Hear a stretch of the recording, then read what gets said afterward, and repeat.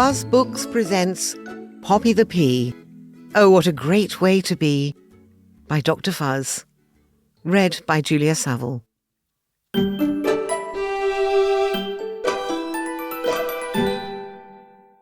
Chapter 1, in which we meet Poppy. Poppy the Pea was a pea, sweet and green as could be, rather round like a ball, somewhat small, like a pea. Oh, how lovely is she! I'm sure you'll agree. Poppy was also a pea amongst peas. Peas she called mates. Many mates that were peas. All somewhat small and in a tight squeeze, adrift in the dark, and freezy degrees. Oh, the life of sweet peas, in freezy degrees. But Poppy the Pea was one of a kind, the most unlikely pea you're likely to find, with dreams in her heart and fears in her mind, the fears always foremost, dreams trailing behind. Oh, the dreams of your heart and fears of your mind. Now, the fear that Poppy feared quite the most was not that of a knife, nor a fork, nor a roast. No, the thought of bright light scared Poppy utmost. It frightened her more than monsters and ghosts. Oh, it's your thoughts that can frighten the most. But why, you may ask, did Poppy fear light? Well, 'twas a mystery full of possible frights. All she knew was the dark and the colours of night, dreaming in comfort, keeping well out of sight. Oh, staying in comfort can keep fright alight. And yet at the same time, Poppy the Pea was a pea who dreamed dreams enormously, with a dream above all to be bold like a tree, and forever roll onwards, free as a bee. Oh, to be bold as a tree, and free as a bee. Now, it's worth noting, before it's too late, and in case you're curious and keen to relate, that Poppy's dream was inspired by Percy the Great, a pea so bold he had leapt from a plate. Oh, the remarkable legend of Percy the Great. Stories were told of this pioneer pea, of where he'd been, what he went on to see, and these stories dazzled our Poppy the Pea, sparked her dreams to be bold, her urge to roll free. Oh, the stories that dazzle, inspire you to be. Alas, Poppy's dream seemed somewhat impossible, so far out of reach and highly improbable, for her fear felt immense, truly immovable. Thoughts of facing it all were simply intolerable. Oh, how your dreams can be so very vulnerable. But all of this changed at a zippy-zap rate one certain lunchtime at 12:28, when Poppy awoke to face a new fate, from dark freezer to pan, from hot pan to bright plate. Oh, how quickly things pass, how swiftly things change.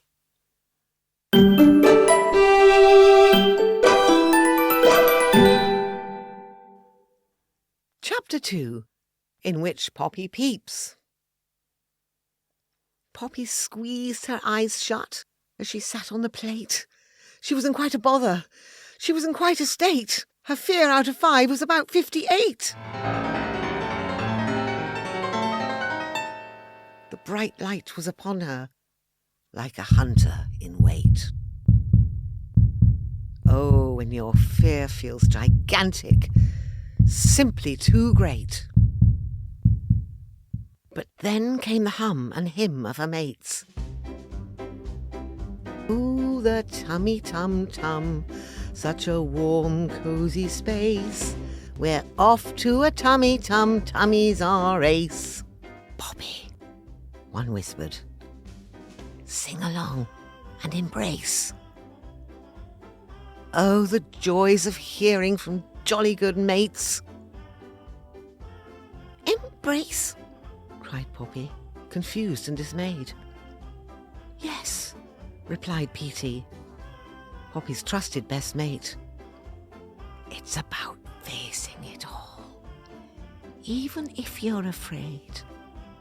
The bad, the sad, the things that you hate. Oh, facing it all. That's how heroes are made. Petey's whisper was soft, but landed with weight, and stirred up the voice of Percy the Great.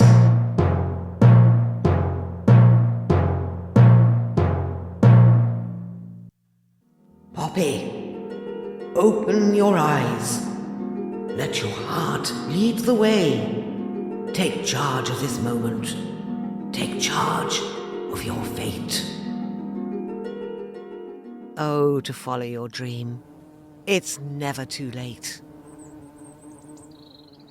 As her heart heard her hero having his say, Poppy peeped at the fear that stood in her way. Catching sight of the light, the brightness of day, and how, as she did,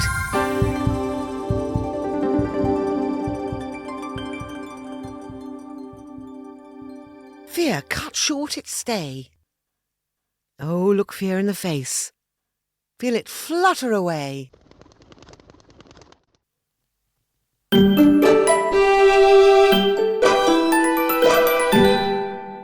Chapter 3, in which Poppy leaps. Though tempted to join the hurrahs and hoorays, Poppy's dream, she believed, was now hers to chase. Feeling feisty and brave, she farewelled with great haste. Goodbye. Then took a deep breath and leapt from the plate. Oh, sometimes it takes brave leaps of faith. But where was she going? What was the plan? To leap for the stars or roll to Japan? No. Poppy was heading where adventures began. The firmly fixed ground, every inch its full span. Oh, to have a firm plan and believe that you can. But the ground is no place for a pea from a pan. Poppy, you can't. The ground is for man. Oh, but I will, and oh, yes, I can. I'm a pea from a pan, but a pea with a plan. Oh, yes, you can, sweet pea with a plan. Poppy soared northwards and skimmed the cool air, then hurtled southeastwards towards an old chair. A westerly wind was blowing her there. What a perilous journey, a scary affair. But she smiled through it all, let go of her cares. Oh, enjoy the big journey. Let go of your cares.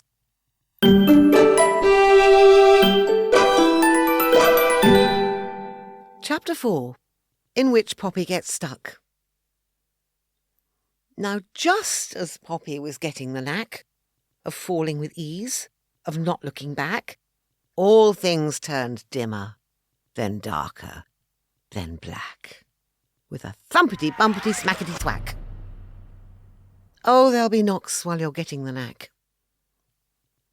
Poppy had wandered right off the shore track, bang, onto a chair, into one little crack, with no clear way out, and no known way back. This, without doubt, was a sticky setback. Uh-oh, time to stage a stupendous comeback. This was not what she wanted, not Poppy's aim. How could this happen, and who was to blame? I shouldn't have jumped. I should have remained. No, I'm stickety-stuck. she huffed and exclaimed. Oh, you're not what you wants. You're not quite your aims. And then, hello, sweet pea. My name is Jane, said a small, smiley spider, sat on the chair frame. It's fine to feel anger, guilt, and some shame. These tricky feelings are just part of the game. Oh, feeling your feelings is the name of the game. But I'm stickety-stuck, cried Poppy to Jane. What am I to do? It beats my pea brain. Chin up, sweet pea, and get pushing, said Jane. Just grab my web and let's go again.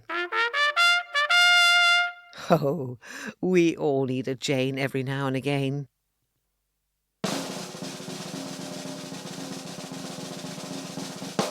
The web stuck to Poppy and she started to strain. She wiggled and waggled. She felt through the pain. And before she could say, I thank you, sweet Jane, she swung into the light and was soaring again. Oh, keep going, sweet pea. You're making good gain.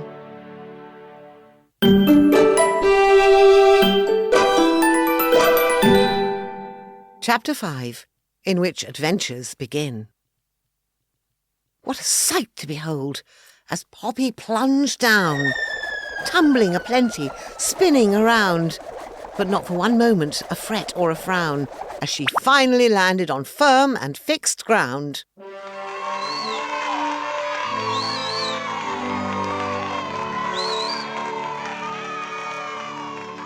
Oh, tumblings aplenty and landings abound. Down on the floor and just a little bit sore, not long after lunchtime at 1:44, Poppy looked on to unbounded new shores. Adventure was calling. 'Twas time to explore.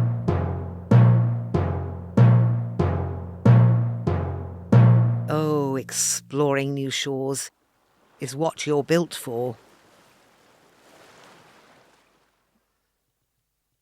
And that, my dear friends, I do hope you'll agree, is how we shall leave this unlikely pea. Sweet and green as could be, rather round like a ball, somewhat small like a pea. A pea with a dream dreamt enormously, who received words of wisdom heartfully, who faced fear and setback heroically, and now, rolling onwards, a pioneer pea, beautifully bold, finally free.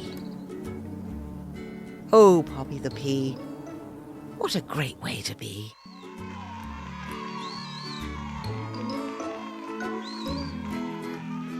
The end. For now.